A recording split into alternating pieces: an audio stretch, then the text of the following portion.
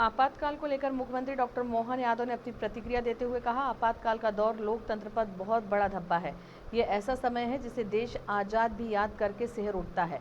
कांग्रेस को माफी मांगनी चाहिए। वह आपातकाल में कई परिवार तबाह हो गए। भाजपा ने संविधान की रक्षा को अपनी निष्ठा माना है।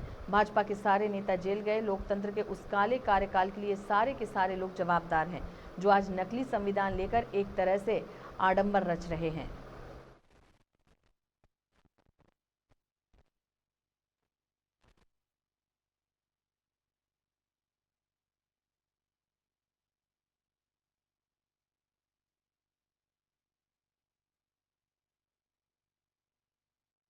मैं बिल्कुल सहमत हूँ श्रीमान प्रधानमंत्री नरेंद्र मोदी जी ने जो कहा है।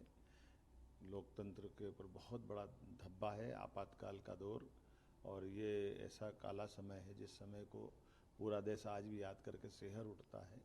कांग्रेस को माफ़ी मांगना चाहिए। आपातकाल उनके द्वारा की गई जो जातियाँ हैं, जिस प्रकार के जख्म उनने दिए, कई परिवार तबाह हो गए, कई प्रकार से कष्टों के कारण से वो दौर बहुत खराब माना गया है। और भारतीय जनता पार्टी तो उस मामले में एक तरह से इतनी ज़्यादा संविधान को प्रति अपनी निष्ठा बताते हुए, जिस पार्टी ने अपना जनसंघ का अस्तित्व समाप्त करके केवल आपातकाल के विरोध के कारण से, और ख़ास करके लोकतंत्र की रक्षा के लिए, संविधान की रक्षा के लिए अपने सारे नेता जेल गए, सबको समेकित रूप से सरकार के सभी दमन के खिलाफ हिम्मत से लड़ने की हिम्मत दिलाई, और सब जेल में भी वो यातना सहन करके अपने लिए वो लोकतंत्र को बचाने का, संविधान को बचाने का जो भाजपा का संघर्ष है, वो सदैव स्मरणीय रहेगा।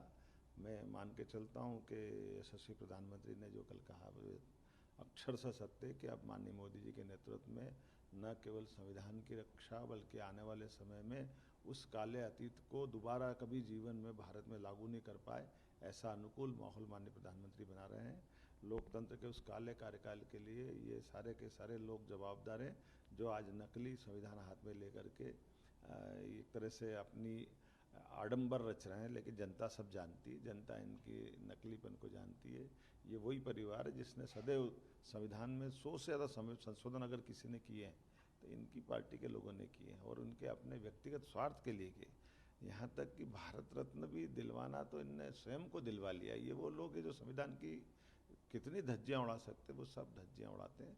लेकिन मुझे गर्व है कि भारत का लोकतंत्र आज गर्व से दुनिया के सामने पूरी क्षमता, योग्यता, बुद्धिमत्ता के साथ यशस्वी प्रधानमंत्री के साथ अपनी एक विशेष पहचान बनाने में सार्थक सिद्ध हो रहा है।